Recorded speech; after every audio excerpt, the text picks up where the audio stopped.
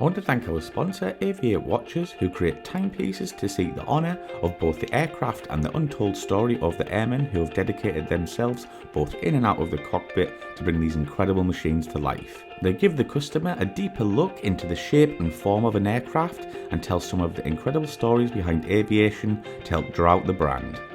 The vision is to produce watches that are functional yet enjoyable to wear, which also tell a story of both man and machine. Make sure you head to their website at aviate.com to check out all their amazing timepieces. Thank you and enjoy.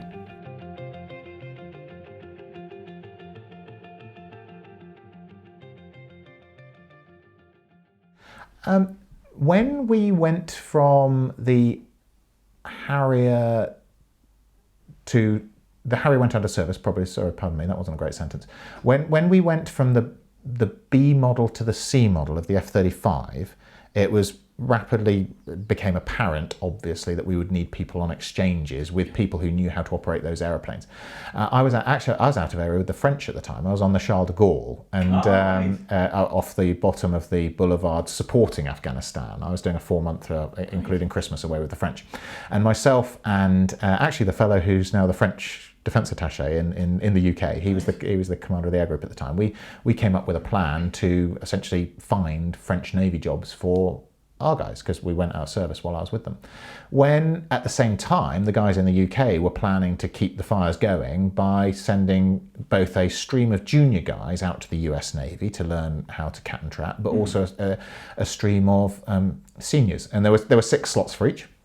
And the first senior slot had gone to a Royal Marine who was already out in the US, and really it was a case of a pointer phoned round, said, "Are you in or are you out?" I said, "Yeah, I'm in." So that they do their thing.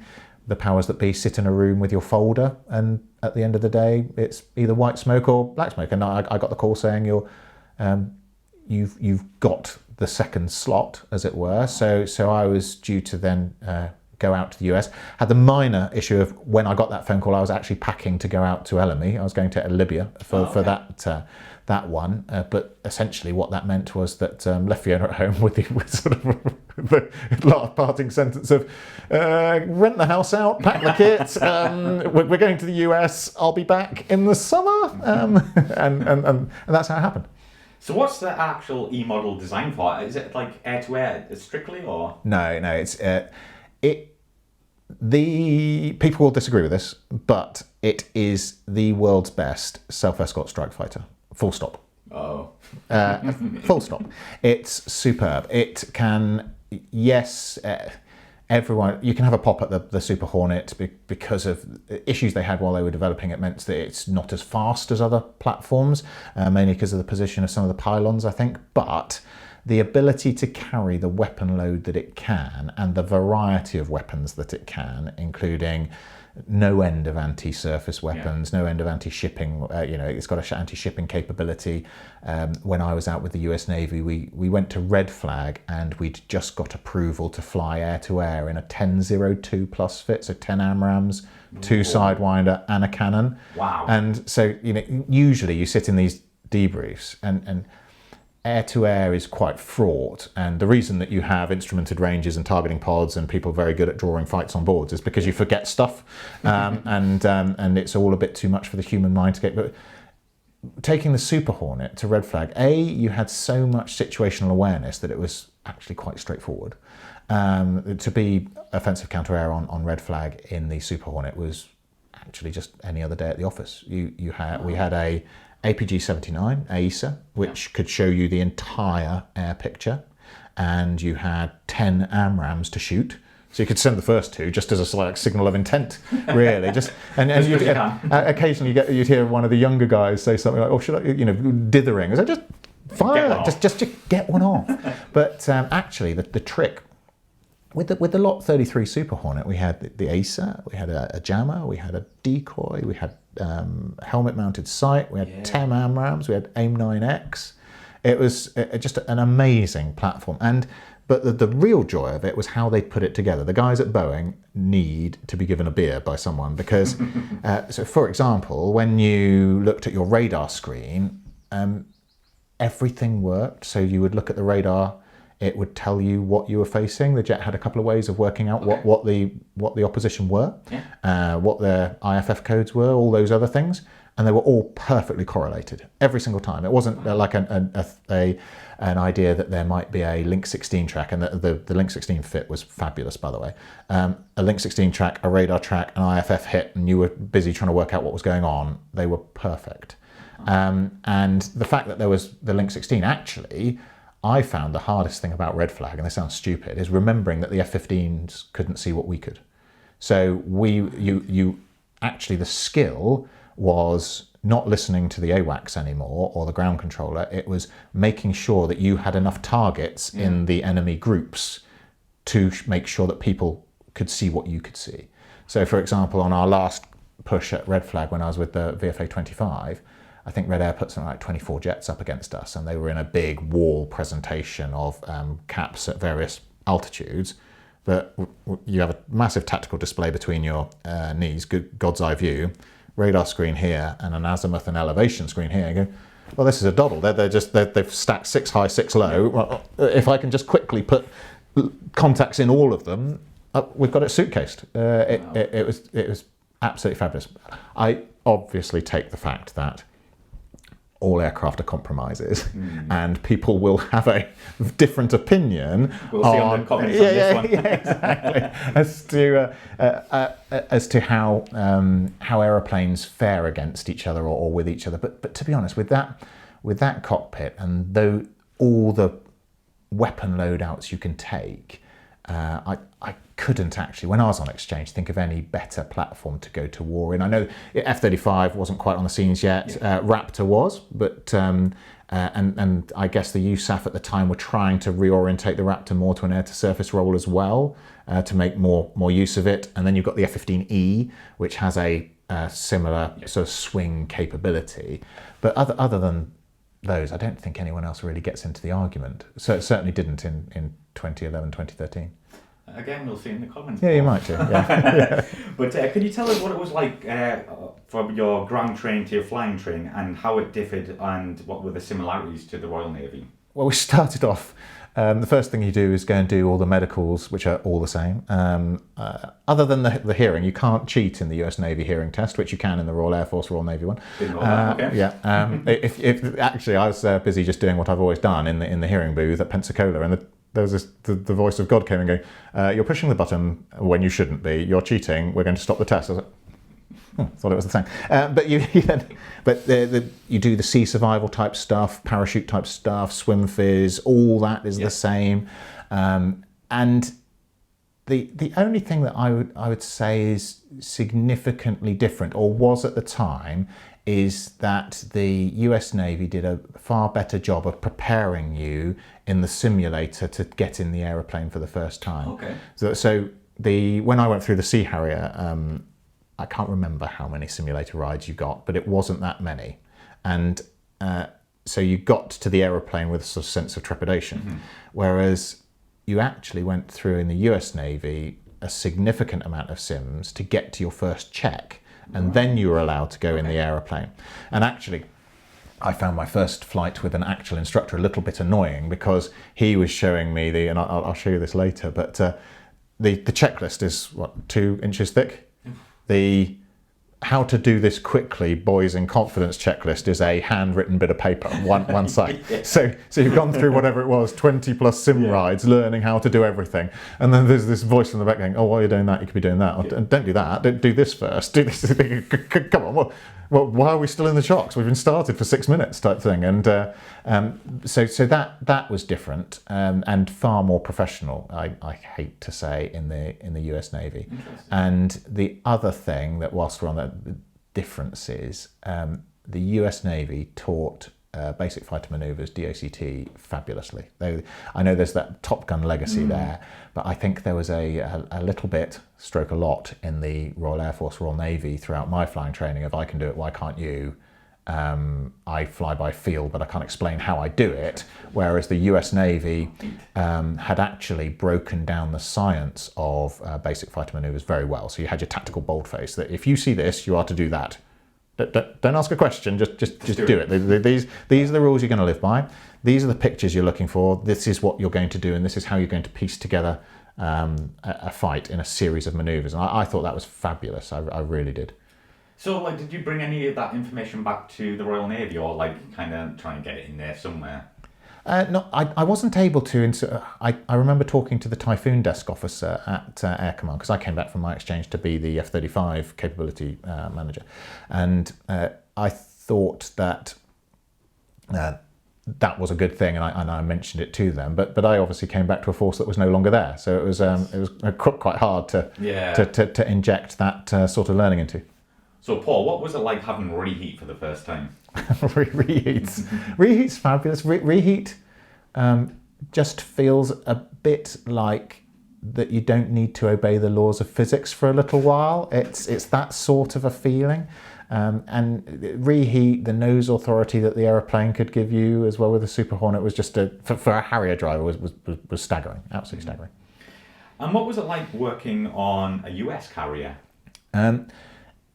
There were significant differences, and I think that it's fair to say that the US Navy is the big dog in carrier aviation, isn't it? Yeah. And there were certain things that really stuck out as just really businesslike. So, for example, and I was telling you about the brief back to seniors and the fact we always used to carry this form that was a form aid, and it had your weight on it and how much you could hover with and all that other stuff. And that didn't seem to exist in the US Navy. You would take your weight chit to the guy who was going to fire you off the front, and off you went. You know, you'd go and find your aeroplane. You knew roughly where it was, and so it was pragmatic. It was a very pragmatic way of doing things. I think that because of how they are configured, the US Navy sticks very rigidly to a deck cycle that we wouldn't necessarily have to. But I think that you have to do that with a bigger ship. Mm-hmm. And so I found that some of the procedures to get back on board quite complex and quite rigid compared to what I was used to. But by and large, they're very similar. Mm-hmm. And then there comes a bit where it's absolutely similar. You know, as a naval aviator, you're used to always having your ejection seat live, always having your mask on, always having your visors down, all those other things that are you have to, unless you're under a mast, of course, or a radar antenna or something, because having a seat live then would be a little bit dreary. But those sorts of things were absolutely common. And obviously, you kind of mentioned it before, but like, let's talk about the A-18E and the Hornet. What was it like to go up against? Did you go up against your Brit counterparts? No. Who would I actually have BFM'd against? F-16s, for example, and F-5s. Down at Key West. That's a dreadful detachment, you can imagine. being down at morning go at Key West, followed by straight into Key West. It is dreadful, absolutely. So the Super Hornet best fought in a certain way. For example, the wing with all its lift augmentation that it would give you would camber quite quickly, so you needed to be quite brutal to uncamber it. So you'd spend a lot of time like smashing the stick forward in a way that would probably lead to some sort of disaster in a Harrier, just to get the jet back in a configuration that was useful to you. Mm-hmm. And how did your US counterparts see you as a Brit? Did you integrate well there? They were brilliant, actually. They probably gave me far more respect than I deserved. And I went to the front line, so I didn't go to an instructional tour like most exchange pilots do. I was welcomed as a department head, essentially. So I joined the department head trail through the squadron, and my skipper and XO, just two super people, but they essentially allowed me to grow into the weapons training officer role, because they knew I had a fair amount to offer, particularly in the air-to-surface type role. But yeah, just fully integrated. They were brilliant with the family. I think when I went to the front line, I got something like 3 MVG trips, and then we went to Red Flag. So it was a pretty aggressive workup. But genuinely can't speak highly enough of how we were welcomed in Le Mans. So Paul, can you share any memorable stories from your time flying the Super Hornet? Oh, Super Hornet! I think the most memorable, other than being first out at Red Flag, being in the first mission there, which is good, because it was good, and I think that we were operating in a really effective team with some Raptors as well. But I think that the USAF guys have probably chalked us up as F-18 Charlie models, so yeah. so they weren't necessarily ready for our sensor performance. That was really quite useful, and we put a good team out that day, and with, like I said earlier, the 10 AMRAM fit was just fabulous. Just get across the line and start shooting. Crazy. That was really good. You know, we had Swedish guys with us, Emiratis. That was a really good mission. Mm-hmm. I'd say as far as the one that sticks out, a couple of that stick out for me from the time on the deck would be the time that the ship fogged out at the same time as we lost the 3 and 4 wires.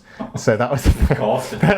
Sounds low. yeah, and so you're now in this, oh golly, I've got to find a ship. Yes, it's in the fog, it's at night, and we're down to 2 wires, so they're going to be plonking me on the 2 wire, and you know the 1 wire is still sort of verboten, but never mind, we'll make it stick. And I just remember approaching the deck and hearing all the people going ashore, unable to trap. Not all the people, there weren't that many, but I thought, golly,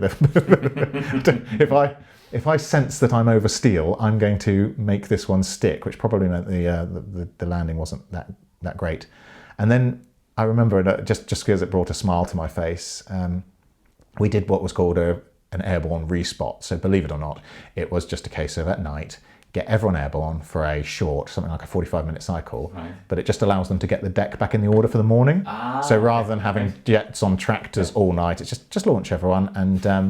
And I didn't realise, but one of my best friends on the unit, a chap called Golden, he challenged me to a get to height competition, and I thought that I was doing all right. I ended up in the high 30s or something, thinking I really ought to get to Marshall right now. and Golden sort of called that he was up at 48,000 or something absolute, a lunacy like that. And I can just remember thinking, oh God, you've won, hands down. And then back to the boat so they can put us all back in the same place. Mm-hmm. So how would you sum up your time on the Super Hornet and your time in the US? A treat. Just a rare treat. The jet was fabulous.